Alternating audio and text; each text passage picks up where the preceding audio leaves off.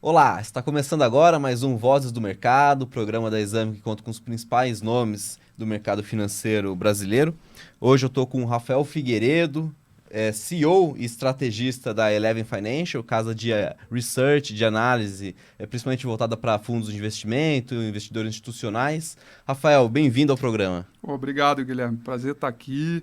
Aliás, muito orgulhoso de ter sido convidado, porque vários nomes no qual eu sigo, acompanho, né, sentaram aqui nessa cadeira, então feliz de estar aqui e poder contribuir aí com você. Prazer é todo nosso. Rafael, a gente está na semana aí que teve a ata do Fed, né, durante essa semana, uns comentários mais preocupantes sobre a inflação, o caminho da inflação, e perspectiva de corte em setembro diminuiu um pouquinho, né, agora Foi. boa parte do mercado acreditando que só depois disso aí.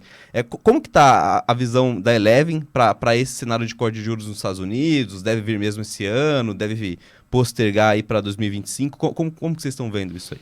Então, a gente viveu aquela euforia quando o Fed pivotou em novembro, dezembro do ano passado, e ali a gente viveu um movimento de preço muito forte, mas os fundamentos que alteravam a política monetária, na nossa opinião, na época, não tinham sido alterados tão drasticamente. Então, desde de dezembro do ano passado, a gente tem tido uma postura de que o Fed não iria reduzir a sua taxa de juros tão cedo, né? E a gente estava colocando que, se porventura começasse a reduzir, ia ser apenas no segundo semestre. Então, a gente começou com qual, dizendo, olha, provavelmente vai ser para o segundo semestre, né? E a gente, portanto, não acreditava que iam ser 6 cortes, porque para começar no segundo semestre Já dá tempo. não tem tempo hábil para fazer 6 cortes, pelo menos naquela magnitude.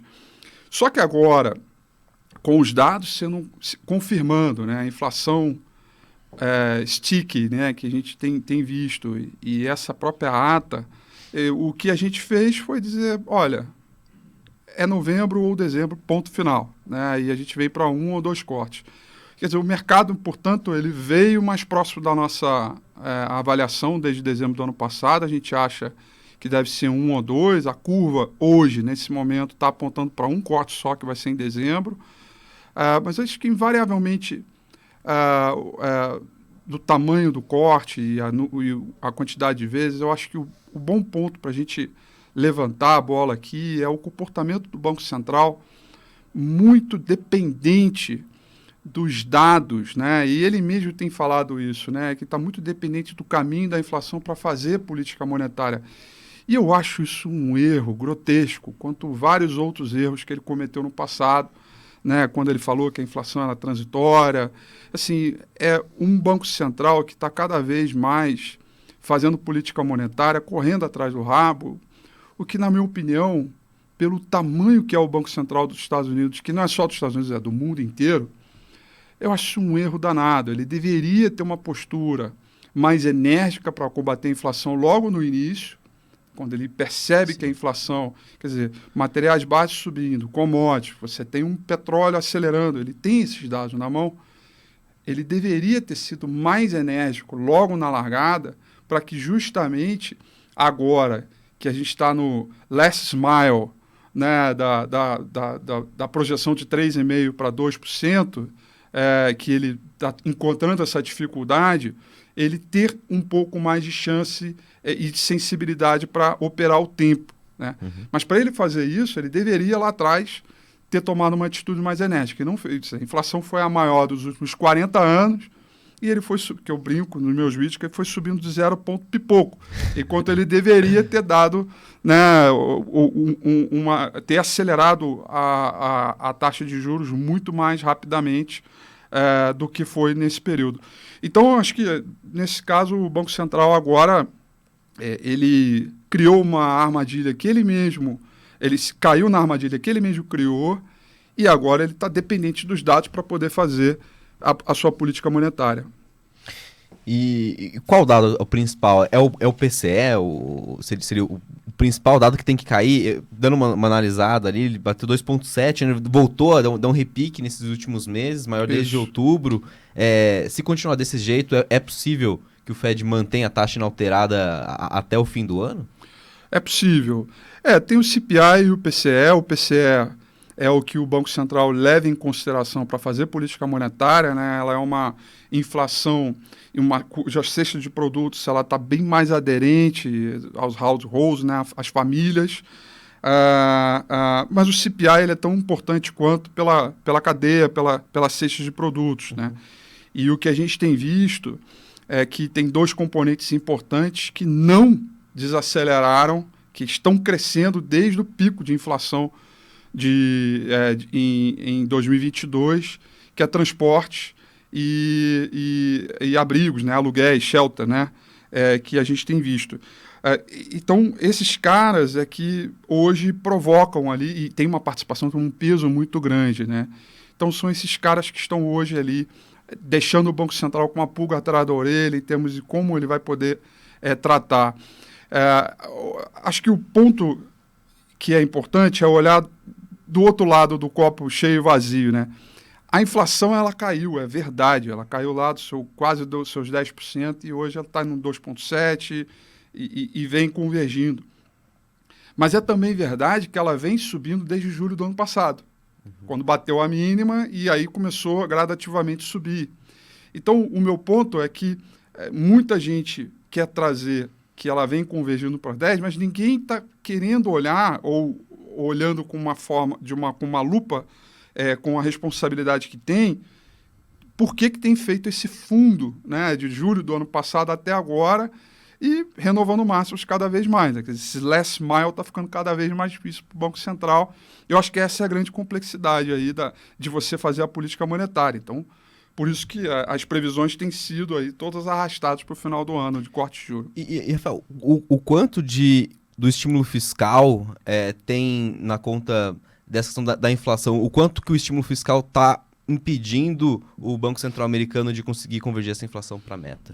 Guilherme, eu acho que essa é a grande questão do mundo e é o que hoje eu mais gasto tempo estudando e tentando entender parte dessa pergunta para diversas outras classes de ativo, né?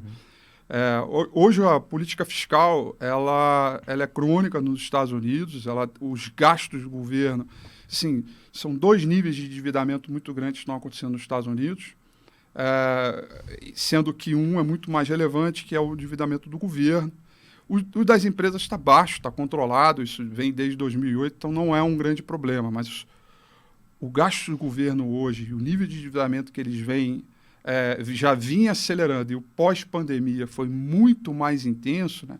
Nós estamos falando aqui de $1 trilhão na década de 70, né, até 80, demorou 10 anos para o governo se endividar em $1 trilhão no último período inflacionário que a gente teve na década de 70. O que a gente está falando nos últimos 3 anos aqui, quase 4 anos, é que a economia e o governo americano se endividou em quase $9 trilhões, né? Então, a discussão não é a capacidade do endividamento, mas sim a aceleração dela. E aí tudo isso estou comentando porque já passou de 100% da relação dívida-PIB, já daqui a pouco vai superar o topo do endividamento que foi da Segunda Guerra Mundial. E neste nível de aceleração, o que a gente está falando é de um custo da dívida da ordem aí de até 5%, 6% do PIB. Ou seja, de resultado primário, né? E aí isso tem consequências enormes, porque na prática, chegando agora para a sua pergunta, você tira poder, tira potência da política monetária.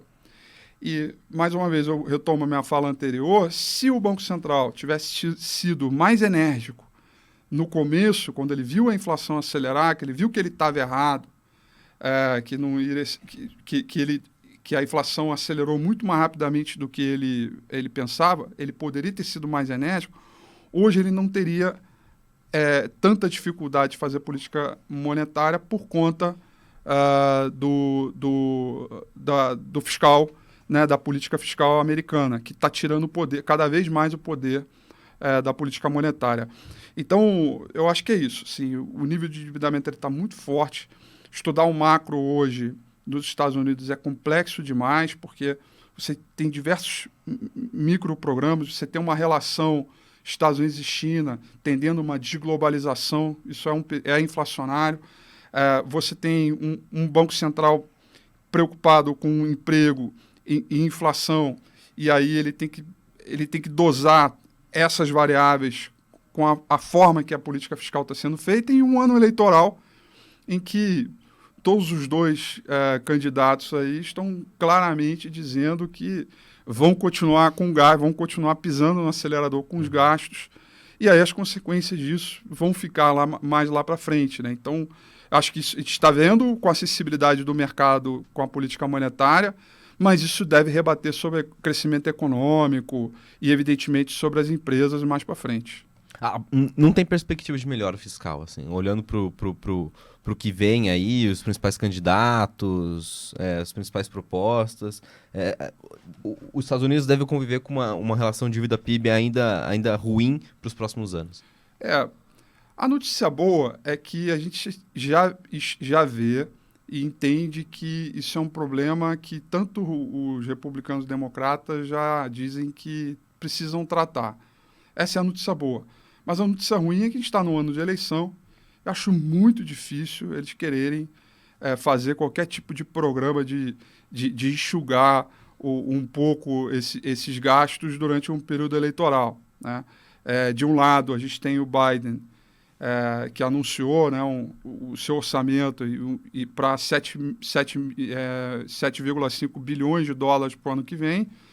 E do outro, Trump, que se vencer vai continuar com o programa de corte de impostos. Então, qualquer um desses dois ambientes, eles vão ser longe do que é preciso fazer para desacelerar a alta dessa relação dívida-PIB que segue crescendo e muito forte, né? De acordo com o nosso cálculo do nosso economista, teria que ser uma coisa mais ou menos de 3,5% a 5% de redução, né, dos gastos ano após ano, para que você controle a aceleração do endividamento, né? Que você pelo menos entre num nível que seja sustentável. Que acho que a grande discussão a grande discussão é que não é o tamanho do endividamento, mas sim a forma como a aceleração, né, desse endividamento tem acontecido nos últimos tempos. Então, eu acho que esse é o ponto e isso está trazendo dificuldade para o Banco Central americano, sem dúvida. E quais consequências que esse endividamento pode trazer para os Estados Unidos e para o mundo? Bom, o custo de capital acho que aumenta absurdamente e com esse custo de capital mais alto, você já impõe dois problemas, né? O refinanciamento disso e, naturalmente, você começa a gerar uma desaceleração econômica. Você, para rebater isso sobre a economia real, você vai desacelerar a economia, né? Então, o custo de capital um pouco mais elevado, assim, você naturalmente vai começar a enxergar um desemprego, as empresas vão começar a se remanejar, porque tem um custo de capital muito alto, e de um período inflacionário. Você tem um outro problema, né, uma outra consequência, que quando há um gasto da maneira como está hoje, e a gente tem tido um consumo das famílias ainda muito forte, se você olhar os savings, né, ele saiu lá da casa dos 20% e hoje está próximo de 3,7%, 3,5%, próximo das mínimas históricas, né? Então, o que mostra que a poupança está cada vez menor, o que é justamente já começando a gastar um pouco mais por conta desse serviço da dívida. Isso é inflacionário, né? Então, a consequência é um período de inflação um pouco maior, por mais tempo, com taxas de juros maiores para poder combater essa inflação, e uma dinâmica fiscal que vai continuar vai continuar impondo dificuldades para o crescimento da economia. E aí, se os Estados Unidos hoje é o país que está carregando o mundo nas costas, uma vez que o problema acontece na principal economia do mundo, provavelmente isso deve rebater sobre a economia global, né? Então, há um pouco de muita calma nessa hora, nessas consequências. Eu não acredito que seja no curto prazo, eu acho que tem um tempo ainda para você desenhar melhor as soluções para evitar que o problema aconteça de maneira drástica. Você pode atenuar um pouco esse problema, mas acho que a gente está indo para um ambiente que pode ser inevitável se ele não for tratado com seriedade o quanto antes. Olhando para os principais indicadores assim, no mercado, acho que talvez o Tesouro de 10 anos dos Estados Unidos ali, o quanto que você vê espaço para esse problema ainda talvez impulsionar ali o rendimento? Como que você vê essa dinâmica no mercado de títulos dos Estados Unidos? Então, basta ver quando sai a ata do Fed, payroll, os dados que são um pouco mais sensíveis de alta frequência, que quando eles saem, puxa, a Treasury de 10 anos é a primeira a agitar muito forte. O investidor hoje no mundo está muito sensível, porque esse cara valia 0,2, meio, e hoje ele está valendo 4,5, e ele pode chegar a 5, 5,5, né? A gente tem um período de desglobalização em andamento, né? Com países ali buscando protecionismo. A gente tem commodities, as metálicas acelerando e algumas batendo no seu marco histórico, isso também é inflacionário. Tudo isso remete a uma Treasury cada vez mais alta e o custo de capital um pouco mais alto. Lembrando, a Treasury de 10 anos é a taxa de juros de maior referência no mundo para você mexer no mercado de crédito, para você ir para a economia real, para você aplicar ou não em mercados emergentes, né? É ela que dá a diretriz de fluxo para o mundo inteiro. Então, o meu ponto aqui é que esse cara, ele subiu de nível, ele subiu de patamar, e eu acho que esse é um novo nível dele para essa nova realidade. E isso é o ponto preocupante hoje, né? A gente viveu 20 e poucos anos, talvez até mais, com essa taxa de juros lá embaixo. E isso não incomodava, não pegava na economia real, né? E agora isso tende a incomodar. Então, tudo isso para dizer que esse cara é muito mais consequência do que causa, né? Dado todos os fatores aí fiscais e monetários que a gente comentou agora há pouco. Essa taxa de 4,5, então, seria o novo normal, assim, Tá taxa tudo americana. levando a crer que esse pode ser um novo normal. A gente pode falar que um pouco... Pode querer trazer um capricho e buscar um pouco para baixo, um pouquinho para cima, mas dado a inflação que não cede e a gente tem outros mecanismos, como a própria máquina pública dos Estados Unidos, gastando da forma como está, é capaz de que essa inflação fique ainda mais alta e, consequentemente, o mercado vai exigir taxas de juros cada vez mais alta, né? Pois é, Rafael, eu queria até entender. Tem essa questão do adiamento do corte, né? Assim, para quando os Estados Unidos vão começar a cortar os juros, mas tem essa discussão de até quando que vai ser esse corte, né? Pelo que você está falando, vai ser um movimento tímido, né? Um ciclo curto de corte de juros, né? E aí tem um outro ponto, porque o Banco Central hoje ele está numa situação muito difícil. Aliás, o Banco Central americano está sempre numa situação difícil. Mas eu acho que hoje impõe até um pouco mais de complexidade, porque se ele demora mais para cortar o juro, ele estrangula a economia como um todo pelo simples processo de ele manter uma taxa de juros elevada, de uma economia que tem um dinamismo gigantesco, os mecanismos de transmissão funcionam bem, né? Então, se ele demora demais também, se ele perde a mão, eu acho que ele já perdeu a mão de fazer a coisa certa lá atrás. Agora ele pode perder a mão de novo, de demorar. Se ele faz isso, o corte de juro, ele não vai ser pelo motivo do combate à inflação. E vai ser pelo motivo da desaceleração econômica. Você, asfixiamos a economia americana, agora a gente vai ter que cortar juros, né? E aí é o corte de juros que não é bom para o mercado. A bolsa cai, porque você está tendo uma análise, uma previsão de que o cenário de desaceleração econômica tende a continuar ao longo do tempo, né? Quer dizer, até ele terminar de cortar, a gente vai fazer um novo estudo do piso sobre o mercado. Então, esse é o ponto que o Banco Central americano vive nesse momento, né? De dificuldade. E aí, na minha avaliação, eu acho que ele agora está contando, talvez, com outros fatores externos alheios a ele para ver se ajuda, né? Porque só esperar a inflação ceder, para mim, não me parece ser o caminho tão... Assim, estar dependente dela não me parece ser o caminho tão adequado nesse momento.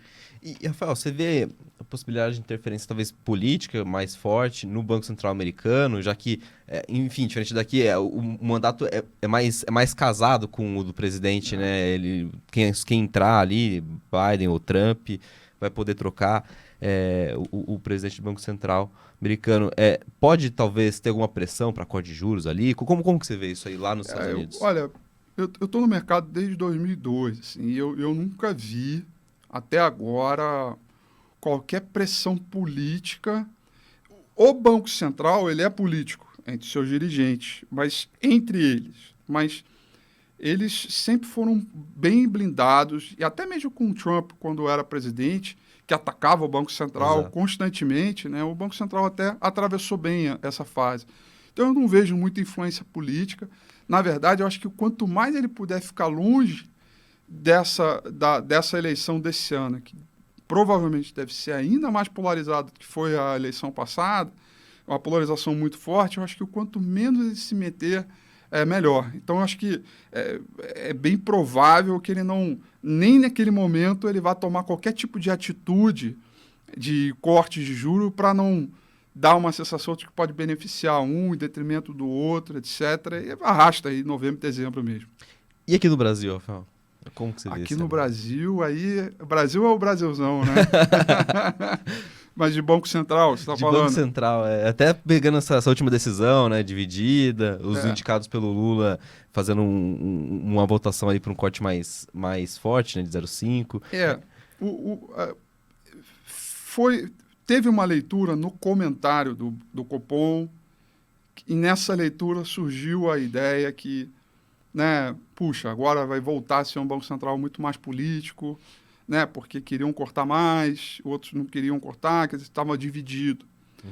Mas eu li a ata e vi que eles realmente, sim, para mim, o que faria sentido toda essa narrativa que o mercado criou se, única e exclusivamente, houvesse divergência com esses mesmos que votaram 0,25,5 para o corte na taxa final. E todos eles concordam que o ambiente é restritivo, é contracionista. Então, eles podem discutir os meios ali, que foi o que foi colocado de uma forma um pouco mais técnica. Mas o fim, que é você se manter com uma política monetária contracionista, com uma preocupação à frente de inflação, porque os salários estão maiores, subindo acima da inflação, você tem um gasto de governo que também, aliás, isso muita gente tem a ensinar ao mercado americano, à economia americana, né? Fiscal muito expansionista, você vai tender a ter uma política monetária mais contracionista, né? E é exatamente esse movimento que está acontecendo lá fora, né? E tende a acontecer para os próximos anos. Então, para mim, a ata ela me convenceu. Ela me convenceu que eles foram técnicos, divergiram, mas que estão olhando para a mesma... É igual a gente ter uma reunião de diretoria onde a gente entra na briga aqui para discutir os melhores caminhos. E mesmo eu discordando de você, quando a gente abrir a porta da sala da reunião e for para a rua para tratar o nosso business, a gente vai junto na mesma caminhada. Eu entendi isso muito bem, então não achei que tem ali, até agora, qualquer movimento político, eles foram bem técnicos. E não tem nenhuma preocupação assim, em relação a quando essa chave virar, assim, com a virada do ano, mudança de presidência, assim... O Banco Central deve manter essa postura mais independente mesmo, né? Tá blindado, de certa forma. Assim, o Brasil, como até o passado é incerto, qualquer coisa que eu possa falar aqui, pode morder minha língua já ali na frente, porque tudo muda muito rápido. Eu tenho consciência de que com esse comitê que está aí, e a forma como estão fazendo a transição, ou que está sendo noticiada, me parece ser algo que o Banco Central vai continuar com o seu mandato, né, e olhando a política monetária naquele seu papel técnico. Me parece que esse é o caminho. Né? Me parece que esse é o caminho e vamos ver nos próximos comportamentos, sobretudo conforme a inflação nos Estados Unidos e outros dados da economia americana estiverem saindo, como é que o nosso Banco Central vai se comportar por aqui. Legal. E, Rafael, assim, o objetivo do Banco Central, de certa forma, é conseguir botar a inflação na meta, né?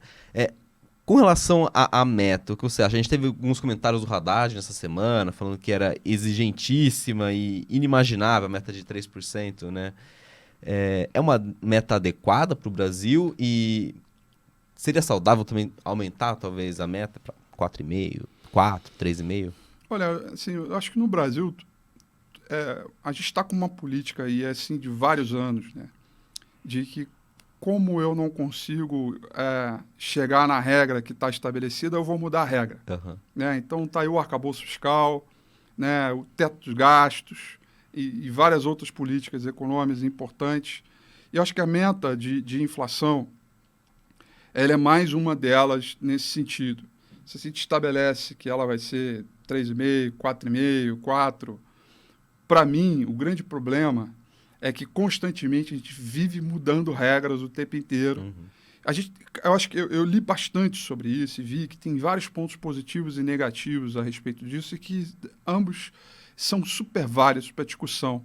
Mas eu acho que a gente não há um amadurecimento do mercado para ter esse nível de discussão quando várias regras vão mudando ao longo do tempo, onde a insegurança jurídica ela é muito alta.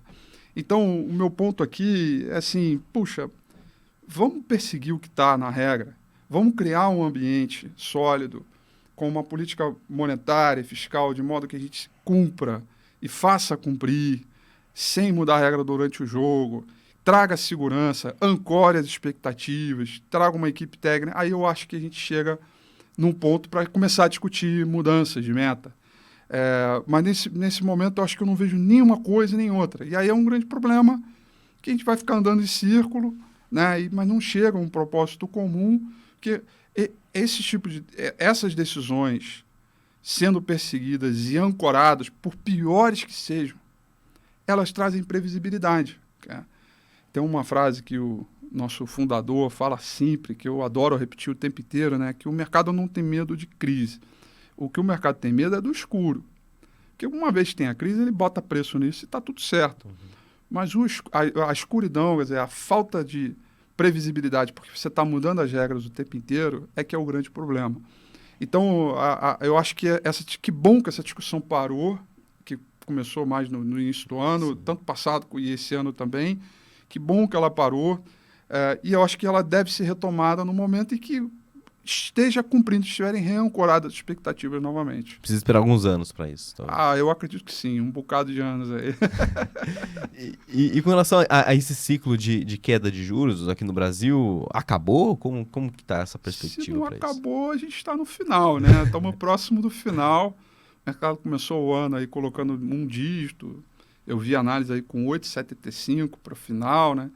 E hoje a gente está ali, já é um consenso que a gente vai ficar na casa dos 10, 10,5, 25. A gente pode discutir um pouco mais ali a intensidade, até mesmo 9,75, enfim. Mas o ponto é que a oportunidade que o Banco Central tinha para cortar juro, essa janela que foi dada mais no final do ano passado, né, o Banco Central não aproveitou. Né? Podia ter acelerado ali o corte de juros. Para ter acelerado o corte. Era para ter acelerado. Assim, era a janela que ele tinha. Olha, pivotou o Fed, puxa, o balanço de risco está um pouco menor, sei que tem um conflito, etc. Mas, poxa, a nossa inflação é que ela está convergindo bem, puxa, eu vou acelerar um pouquinho mais. Eu acho que ele teve essa oportunidade, teve uma janela que ele poderia fazer isso. Uhum. Mesmo que, puxa, ele foi contratando cortes à frente, e aí ele acabou se tornando refém de Sim. algum evento acontece que ele poderia acelerar e não ir de acordo com o mercado. Né? Acho que outro ponto importante que estava no comunicado é que todos eles estão preocupados com a credibilidade do Banco Central, e eu concordo com isso. Você tem que se preocupar com a credibilidade. Um Banco Central sem qualquer credibilidade vira um sambão para todos os agentes do mercado, e aí mesmo, aí a gente vai ter taxa de juros elevada por muito tempo, e eu acho que no comunicado todos eles também convergiam para isso. Isso é um outro ponto, acabei lembrando aqui para a gente tratar. Então, a gente está num ponto final. Nós lá na Eleven, a gente é muito focado em renda variável. Né? Assim, a gente analisa renda fixa, macro, enfim, mercado de commodities. E o mercado de equities, para a gente, sempre foi o nosso forte ali. Poxa, aí agora fica a grande questão, né? Bom, mas taxa de juros elevada, fica ruim para renda variável, tá aí o CDI alta, o PCA mais 6, 6,5, né? Todo mundo falando, então tira poder da renda variável. É uma verdade na história do nosso mercado, mas ainda assim, se a gente olhar nesse mesmo período, desde o Plano Real até hoje, a taxa de juros Selic ela permaneceu nesses patamares, média, né? É alta. Sim. Esse é o Brasil que a gente tem. Né? O que a gente viveu foram algumas exceções de um estímulo boçal de dinheiro no mundo, que o dinheiro chegou a valer zero, ou já não. E a gente fez um controle, um corte de gastos aqui enorme, com um teto de gastos que impedia que acelerar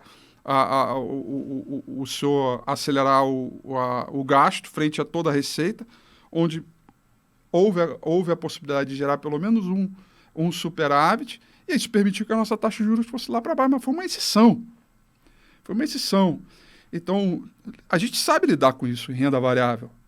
Então, existem oportunidades. As oportunidades estão aí. É claro que tem a dificuldade do refinanciamento de dívida, tem algumas companhias que estão mais endividadas vão sofrer com isso, mas o Brasil é continental, a gente vai encontrar oportunidades, e lembrando que a gente tem uma característica de mercado de commodities, de estar ligado ao mercado de commodities o tempo inteiro. Então, tem um fluxo de capital estrangeiro que ele atrapalha, mas ele também ajuda muito. E isso pode também ser oportunístico em determinados momentos de mercado, né? Então, a taxa de juros está elevada, mas eu não considero isso um grande problema, porque isso nunca foi na história do nosso mercado. O que a gente guarda na memória é um aspecto recente, que a nossa taxa de juros chegou a bater 2%, achando que isso poderia virar um novo normal.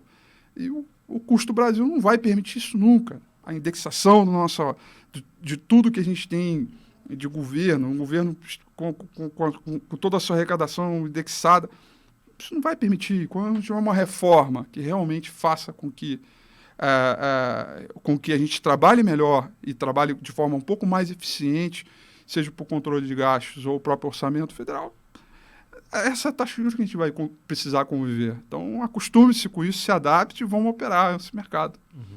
E pensando, talvez era justamente essa pergunta que eu ia fazer, né? Como que afeta essa taxa de juros mais alta a Bolsa?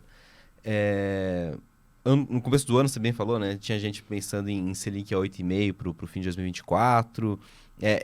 Agora o consenso é de 10%, né? Nesse último foco que teve nessa semana. Isso, de certa forma, também limita o potencial de alta do Ibovespa. Eu lembro que no começo do ano falavam em 145 mil pontos, até mais altos, mais otimistas, assim. Deve pelo menos voltar a bater recorde esse ano? Olha, essa é uma pergunta super difícil, né? De $1 milhão. É aquela de, bater recorde. O recorde é próximo, a 130 e pouquinho, A gente está próximo, né? Assim, dado o comportamento de Petrobras ano passado, que subiu 70%, e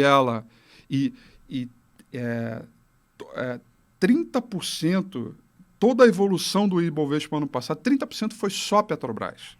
Então, a Petrobras ficando onde está, a gente tem um piso. Então, a gente não pode querer não conseguir prever o novo topo histórico, mas a gente consegue entender que existe um piso. E eu acho que, pelo menos a conta que eu fiz, e eu fiz essa conta pra caramba, porque a gente tem um preço-alvo de 142 mil pontos para o Ibovespa esse ano, tá? A gente não alterou esse target price do Ibovespa, mesmo com a curva de juro abrindo da forma como abriu no mês de abril. Uhum. Né? Isso porque a gente está ainda recompondo, né, colocando alguns fatores novos para fazer essa revisão, caso haja, mas o ponto é que o Ibovespa, você tem que saber, na essência, o que é Petrobras, o que é Vale, o que é Itaú, porque são essas as grandes companhias que sustentam o nosso mercado. Uhum. As commodities como um todo, né, no nosso mercado. Então, eu estou partindo do princípio que a gente tem um piso entre 115, 120 mil pontos, que eu acho que para perder esse nível, a gente vai precisar fazer alguma coisa muito mais errada do que os pessimistas de hoje estão achando. Tá? Antes de vir para cá, eu fui fazer esse exercício porque eu sabia que a gente ia discutir sobre isso, aí tem que estudar um pouco para não vir aqui falar coisa solta. Eu fui olhar o preço sobre o lucro do Ibovespa. Tá? Hoje a gente está rodando na casa de 7,4 vezes, né, o PL do Ibovespa. Lá em abril, maio do ano passado, a gente estava em 6,3, alguma coisa assim, estava lá embaixo, estava no segundo desvio negativo da média. Né? Essa aceleração que aconteceu recente, o rally de final do ano, os dois rallies que aconteceram no ano passado, né, mais esse final de ano, etc., a gente foi para o primeiro desvio superior, né, já no campo positivo da nossa média, e a gente voltou para a média. A primeira pergunta que a gente tem que fazer é o seguinte: já que a gente voltou para a média, estamos na média, se isso é um novo normal. Porque se é um novo normal, se a gente caracterizar que esta média, e lembrando, essa média móvel ela vem caindo já há muito tempo. Então, mesmo a gente fazendo um novo topo histórico do Ibovespa, essa média móvel, a gente está perdendo valor ao longo do tempo. A gente está ficando mais pobre ao longo do tempo, sobretudo quando você coloca isso em dólar. Então, essa média móvel está caindo, e hoje ela está exatamente no 7,4. Se isso for um novo normal, significa que está na hora de agora, já destruiu-se todo o mercado, está na hora de juntar os cacos e procurar as oportunidades. Justamente procurar esse excedente é onde a gente captura o valor e é onde o nosso cliente mais exige da gente. Né? E não trabalhar na média, mas sim capturar o alfa sobre a média de mercado. Então, o ponto aqui é que, nesse momento, eu estou encarando isso como um novo normal. Ao contrário de muita gente está achando que não, a gente vai para baixo dessa média, vai piorar, eu estou encontrando isso como um novo normal. A gente teve reformas importantes lá atrás, a gente tem uma situação econômica, em termos de arcabouço fiscal, que ela é destrutiva, ela não é construtiva, mas, por outro lado, a gente tem um crescimento econômico contratado que impõe algum pano quente para um cenário mais pessimista.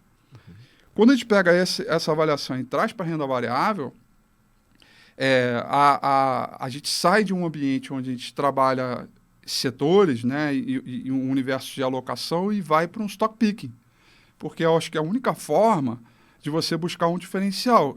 O stock picking significa você pegar exatamente aquelas empresas que vão navegar, que já estão no seu novo normal e que têm crescimento à frente, que estão melhorando seus resultados e que estão atravessando um momento diferente da realidade da economia brasileira. E é esse momento que a gente está vivendo agora. Né? Então, para esse novo normal, a gente continua com 142 mil pontos. Agora, é muito difícil se ainda esse ano a gente vai romper o topo histórico, ainda tem que depender lá de fora, né? Se houver os cortes, certamente tem uma dinâmica de fluxo enorme, mas eu continuo vendo, mesmo com as dificuldades da nossa economia brasileira, um fluxo positivo para o mercado brasileiro, porque a gente é altamente dependente do mercado de commodities global. E essas commodities metálicas, está falando do cobre, do alumínio, do ouro, do minério de ferro, o próprio petróleo, cobalto, lítio, as commodities, como todas elas, estão em direção ascendente. E isso acaba sendo positivo para a gente aqui. Então, de certa forma, dá para ficar otimista com os principais nomes ali, com Petrobras e Vale, por exemplo? A Vale, eu acho que com certeza sim. Eu não consigo entender ainda por que ela está nos níveis que está agora. Acho que o investidor vai sentir muita saudade dela próximo dos R$60 ali. A gente tem feito recomendações constantes. Ela é uma das nossas top picks, inclusive. Eu acho que estão descontando na Vale toda a dificuldade que a China está tendo, e eu acho que não é bem por aí. A Vale hoje ela tem um portfólio de negócios que ela consegue atravessar bem as dificuldades da China, e eu acho que tem pouca gente tão olhando isso com esse nível de profundidade. Então, eu acho que uma vez que o mercado reconhecer, vai ser aquela correria do último...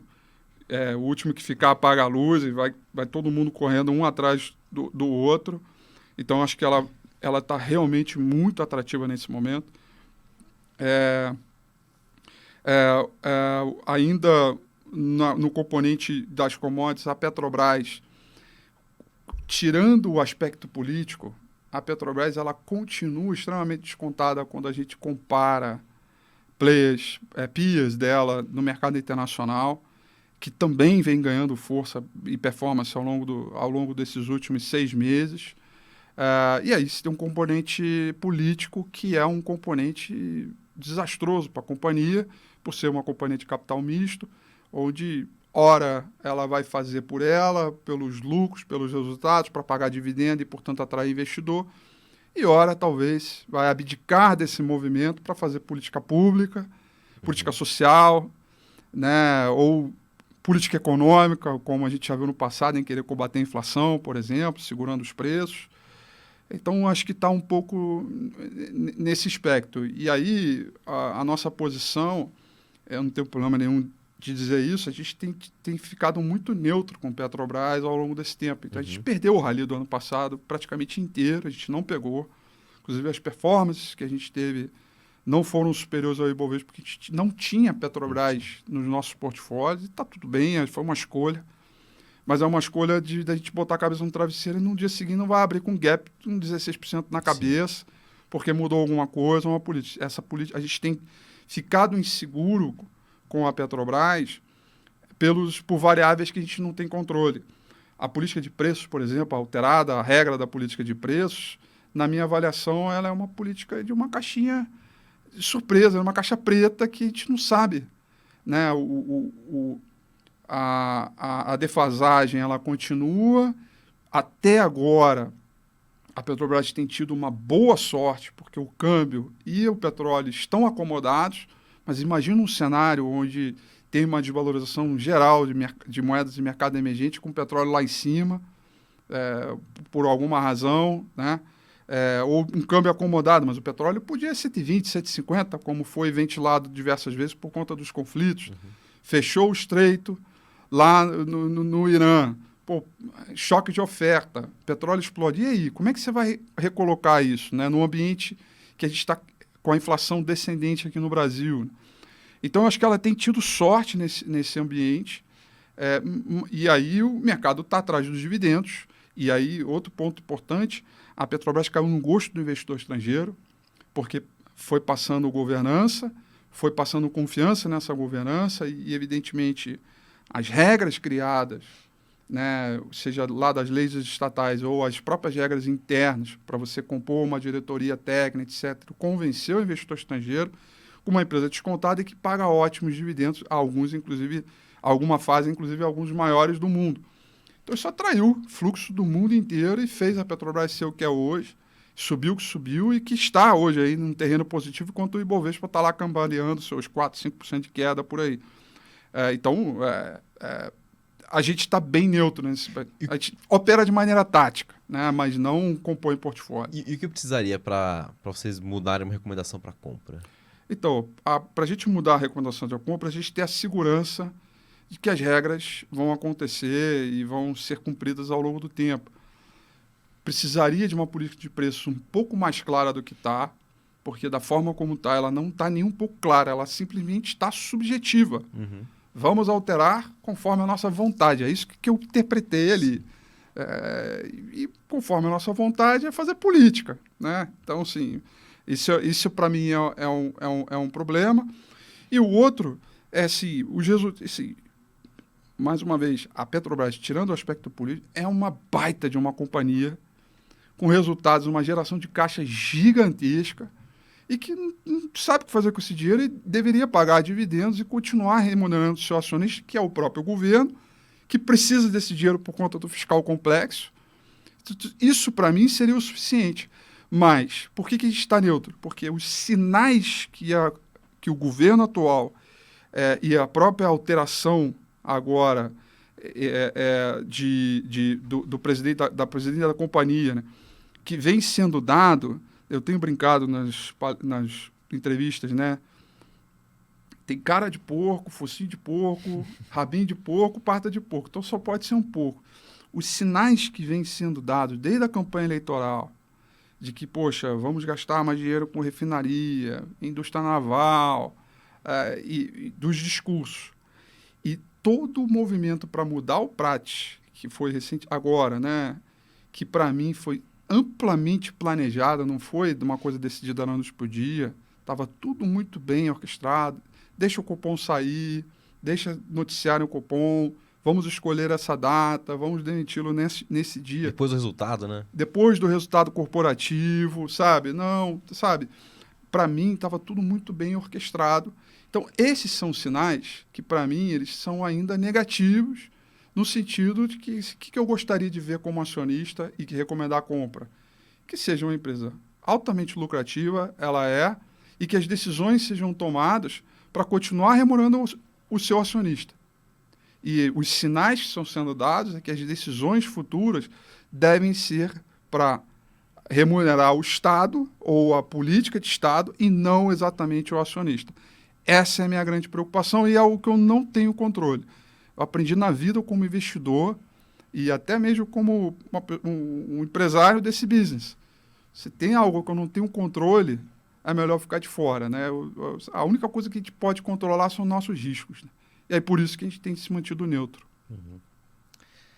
Legal. E, Rafael, ainda em commodities, tem um subsegmento, talvez, em commodities, que a gente fala muito pouco aqui no programa e pelo menos na Bolsa foi um dos destaques de alta aí dessa temporada de balanço, que é frigoríficos. JBS e Marfrig, acho que entre as maiores altas do mês, se eu não me engano, do ano também. Como que vocês têm visto esse cenário? Assim, tem questão do ciclo de boi, tem várias questões aí dentro, né? Olha, esses são mercados que eles estão altamente dependentes de como também estão os players no mundo, né? E vira e mexe, você tem o trade down acontecendo, aí há a substituição da proteína, de carne por frango. A gente tem visto muito uma reversão desse processo e as empresas brasileiras, sobretudo o JBS, que andou perdendo o mercado, ela voltou a conquistar novos mercados que perdeu lá atrás, né? E aí acabam compondo portfólio e sendo melhor remunerados, né? Mas mais do que isso, acho que tem um componente de mudança de regime pelos mesmos motivos que eu acabei de dizer, de política fiscal, monetária nos Estados Unidos, taxa de juros elevada, período inflacionário, onde como o dinheiro vai passar a valer dinheiro cada vez mais e por mais tempo, as commodities, proteína, metais, petróleo, etc., serão os ativos de maior preferência pelo investidor, por uma simples rotação de você sair das empresas de crescimento para empresas de valor. Ativos tangíveis, aqueles que você compra e vê, né? Você está aqui, etc. E eu acho que é um pouco disso que esse segmento começou a hoje, ainda no estágio embrionário, não só de proteína, mas commodities como um todo estão passando. E eu acho que é só o começo, aí tem muito ainda para performar. E, Rafael, o setor imobiliário entra nessa questão de ativos tangíveis ou o juro mais alto acaba impactando a questão de financiamento também? Como que funciona essa dinâmica para o imobiliário? Sim, acho que a taxa de juros, sem sombra de dúvida, eu tenho um indicador lá que eu trabalho com os meus clientes, né, que eu simplesmente trabalho reversões à média do setor imobiliário contra a sua própria média, né? Então eu tenho uma média lá de 50 períodos, uma média bem longa, e aí quando esse setor ele se distancia muito dessa média, né, ele praticamente está muito sobrecomprado, né, e tende a reverter, e a mesma coisa para baixo. Só que o grande diferencial desse cara, desde 2016 até hoje, desse segmento, é que ele também tem marcado topos e fundos do Ibovespa junto nesse movimento. 100% das vezes aconteceu. Não estou aqui falando uma coisa... 100% das vezes, quando esse setor se distanciou da média dos demais setores, para cima ou para baixo, ele marca topo e fundo. E aí tem duas explicações para chegar na sua resposta. A primeira é um ambiente altamente sensível a juro por conta governo, o governo, por ter a caixa econômica do setor imobiliário ali na mão para provocar um corte de juros, subsidiar, financiar, isso acaba impactando, mas, por outro lado, justamente por ser muito cíclico, muito dependente dessa política, é um setor de beta na veia.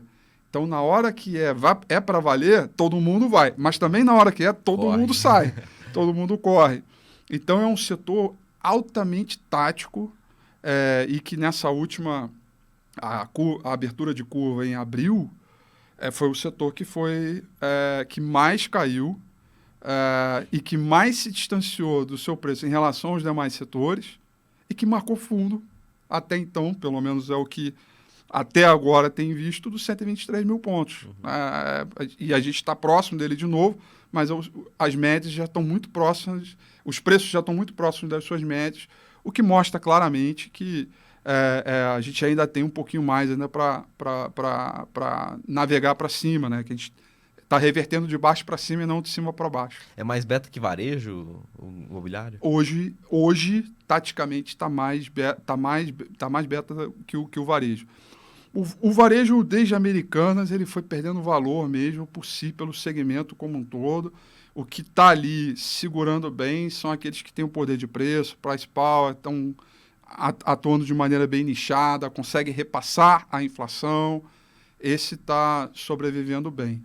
Mas o varejo, o varejão, esse aí está sofrendo mais. E como que é isso? Tá largado a ponto de estar ficando barato ou é um setor que é uma cilada mesmo? Eu acho que tem um pouco dos dois. Eu não acho que não é uma pergunta que deveria tratar um ou outro. Eu acho que é uma combinação desses fatores. Tá barato e é uma cilada. Alguns são ciladas, outros estão extremamente descontados porque a gente tem um ambiente macroeconômico difícil, onde o crédito segue ainda numa situação complicada, o endividamento das famílias muito alto, então é difícil você tracionar esses mercados. Mas, por outro lado,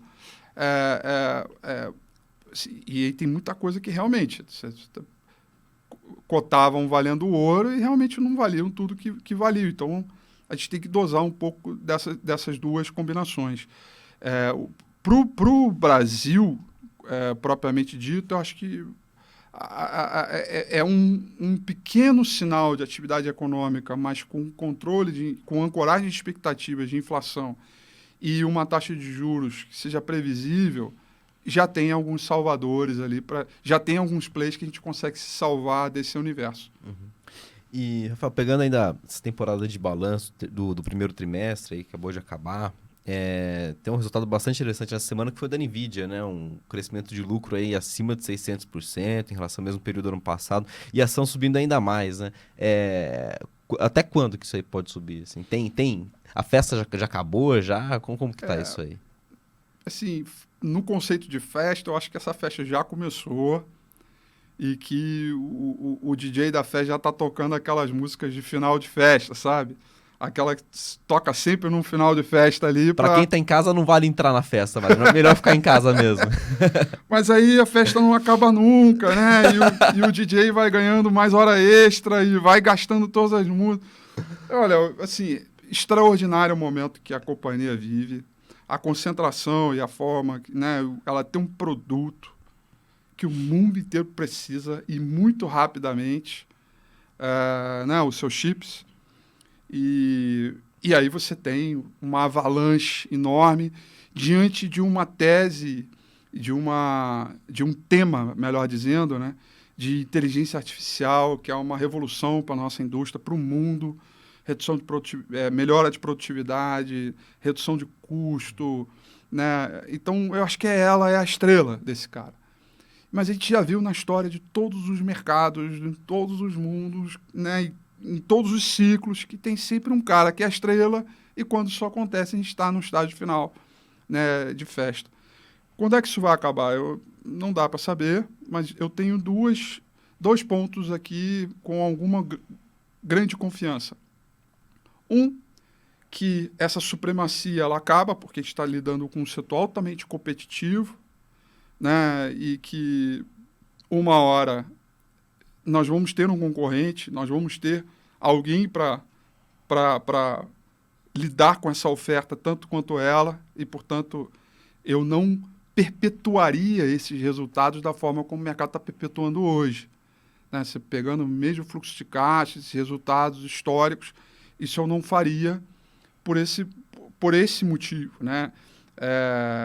E segundo, que eu acho que o tema da inteligência artificial ela ainda vai passar por grandes transformações, né? Sem sombra de dúvida. Veio para ficar, está melhorando muito a minha vida, a de todo mundo, tende a melhorar cada vez mais em diversos outros setores, não só apenas no mercado financeiro, no mercado de capitais, mas é um tema que ainda vai passar por grandes ajustes e discussões, né? E aí isso é um tempo que tem para vir outros players, outros concorrentes e por aí vai, né? Então, eu acho que é essa adaptação. Eu acho que quem está comprado, eu acho que tem que fazer a manutenção, né, da sua operação e, evidentemente, lidando com os riscos ao longo do tempo. E agora, quem está fora, eu tenho essa preocupação de que eu até, por um período curto, num curto prazo, eu compraria, fazer uma posição mais de trading. Mas carregar isso, achando que nos próximos 10 anos eu vou perpetuar o mesmo resultado que a gente está vendo hoje, me parece já ser um pouco complicado. O lucro pode cair no futuro. Sim, o lucro pode cair, ou ela pode ter o mesmo resultado, mas aí agora vai ter um outro concorrente, ou a própria tecnologia pode mudar, né? E, enfim, acho que tem diversos fatores. Acho que o lucro não deve cair, porque ela está garantindo pelos contratos. Você tem a Amazon, Meta, você tem os grandes conglomerados tecnológicos já contratando a companhia pelos próximos 2, 3 anos. Então, acho que... E o mercado está pagando isso hoje. Então, por isso que a gente já tem resultados crescentes e exorbitantes ao longo do tempo. O que é ótimo, o que é muito bom. A questão é você perpetuar isso. E já está no preço uma parte disso também. Né? A grande parte está no preço, sem sombra de dúvida. Então, a questão é você perpetuar isso, né? E essa é a grande crítica que eu faço. Eu acho que não vale perpetuar isso. Não vale entrar agora, assim, quem está fora. Quem está fora, eu acho que se você está com uma visão de curto prazo, quer viver o buzz, talvez faça um trade, porque você vai entrar com a percepção que vai sair rápido. Mas um portfólio onde você, nossa, empresa maravilhosa, por longo prazo, 10 anos aqui, eu tenho dúvida. Eu tenho dúvida que se não possa vir uma outra NVIDIA da vida e tome o lugar dela. É um ambiente de uma transformação gigantesca e muito rápida. Né? Inteligência artificial, falávamos há 1 ano e meio, 2, e olha o quanto isso está presente no nosso dia a dia, né? E o quão rápido isso foi. Então, eu acho que isso tende a continuar e isso para a companhia também. E outro ponto, os próprios controladores estão vendendo suas ações. Né? Isso é um sinal clássico, para mim, histórico. Né? Controlador não só da NVIDIA, Meta, Google... Todos eles estão vendendo suas ações. Né? É um sinal também clássico, inside, né? Que eles mesmos não veem isso. Se eles não vissem, eles estariam comprando e não vendendo. É verdade. E, Rafael, chegando no finalzinho do programa, qual talvez seria a melhor ação para o longo prazo? Assim? Você tem visto que tá um preço bom, a empresa é boa, vale o carrego, vale investir. Assim. Olha, eu ficaria com Vale. Eu estou com a cabeça no mercado de commodities muito boa.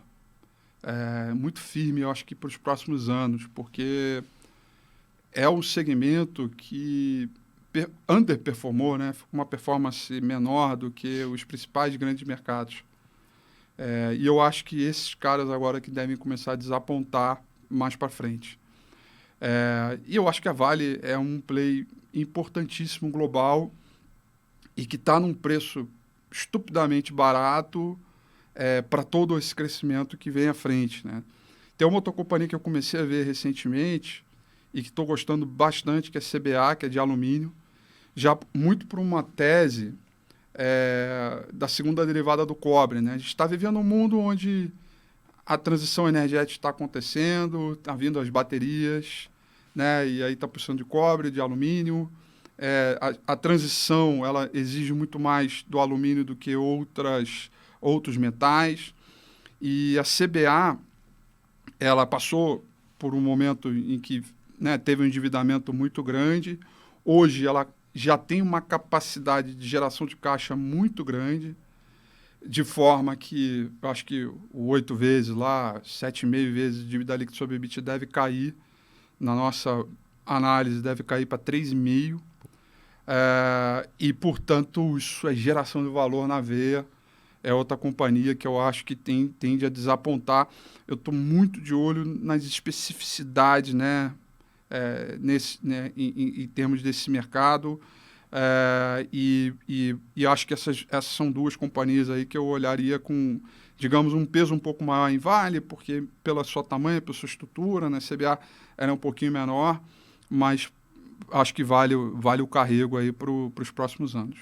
Maravilha. Rafael, queria agradecer por sua participação aqui, muito, muito boa as análises, e deixar, enfim, a porta aberta aí também para novas visitas, sempre bom poder falar contigo. Foi um prazer, muito, muito legal. Mais uma vez, eu acho que quem sentou nessa cadeira aqui foram pessoas que eu sempre acompanho, que eu admiro, e estar sentado aqui para mim é um motivo de muito orgulho e honrado pelo convite. Me convite sempre, vai ser um prazer contribuir aqui. Maravilha, a honra é toda nossa. Valeu. Voz do Mercado fica por aqui, até mais.